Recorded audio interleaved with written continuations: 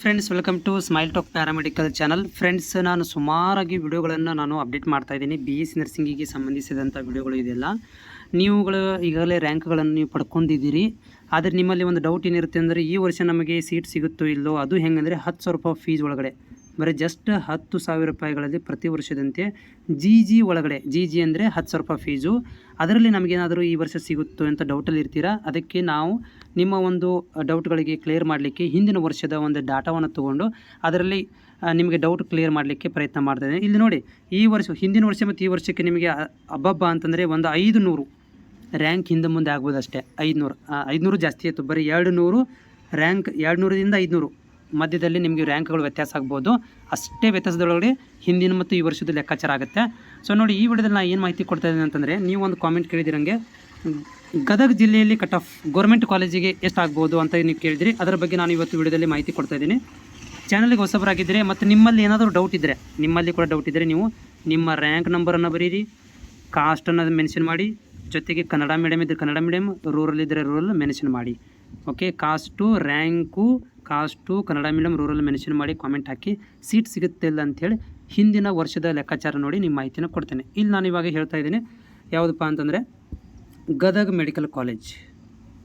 ಗದಗ ಯಾವಪ್ಪ ಅಂದರೆ medical college ಒಳಗಡೆ ಯಾವ ರೀತಿ ಕಟ್ ಆಫ್ ಇತ್ತು ನೋಡಿ. ಇಲ್ಲಿ ನೋಡಿ, ಕ್ಯಾಟಗರಿ 1 ಒಳಗಡೆ ಎಷ್ಟಿದೆಯಪ್ಪ ಅಂದರೆ 67,754. ಅದೇ ಕನ್ನಡ ಮೀಡಿಯಮ್ ಕ್ಯಾಟಗರಿ 1ಅಲ್ಲಿ 68,600. ಕ್ಯಾಟಗರಿ 1 ರೂರಲ್ ಒಳಗಡೆ 89,600. ನೋಡಿ, ಫಸ್ಟ್ ರೌಂಡದ ಲೆಕ್ಕಾಚಾರ ಹೇಳ್ತಾ ಇದ್ದೀನಿ. ಫಸ್ಟ್ ರೌಂಡಲ್ಲಿ ಗೌರ್ಮೆಂಟ್ ಕಾಲೇಜ್ ಇದು.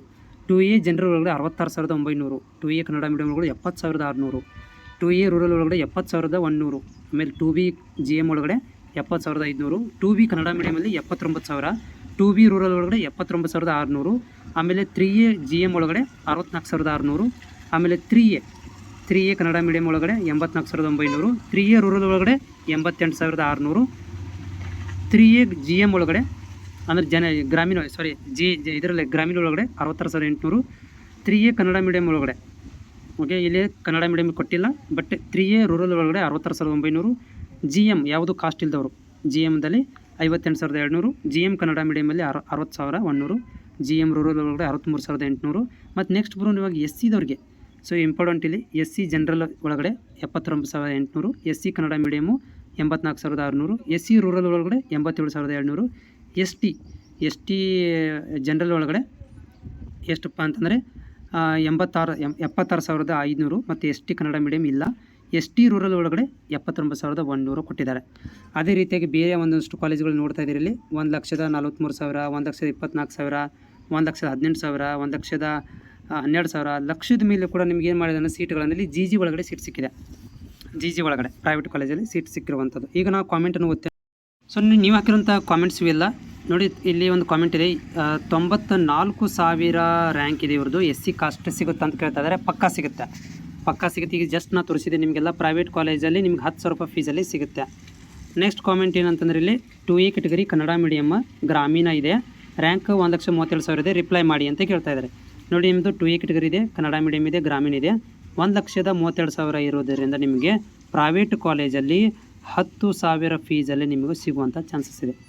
ಪ್ರೈವೇಟ್ ಕಾಲೇಜಲ್ಲಿ 10,000 ರೂಪಾಯಿ ಫೀಸಲ್ಲಿ ಸಿಗುವಂಥ ಚಾನ್ಸಸ್ ಇದೆ. ಆದರೆ ನೀವು ಜಾಸ್ತಿ ಕಾಲೇಜುಗಳನ್ನು ಅಂದರೆ ಒಂದು 50ರಿಂದ 60 ಕಾಲೇಜಿನ ಮೇಲೆ ನೀವು ಆಪ್ಷನ್ ಎಂಟ್ರಿ ಮಾಡಬೇಕಾಗುತ್ತೆ.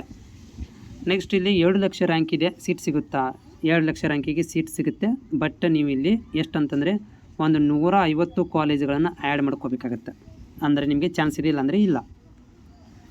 ನೆಕ್ಸ್ಟ್ ಕಾಮೆಂಟಲ್ಲಿ 22,300, ಓಕೆ, 2,23,490 ಇದೆ. BSc ಸಿಗುತ್ತಾ? 2 ಲಕ್ಷ ಅಂತಂದರೆ ಪ್ರೈವೇಟ್ ಕಾಲೇಜಲ್ಲಿ ಸಿಗುತ್ತೆ. ನೀವು ಒಂದು 700 ಕಾಲೇಜುಗಳನ್ನು ಆಯ್ಕೆ ಮಾಡ್ಕೋಬೇಕಾಗತ್ತೆ. ಅಂದರೆ ನಿಮಗೆ ಚಾನ್ಸಸ್ ಇದೆ.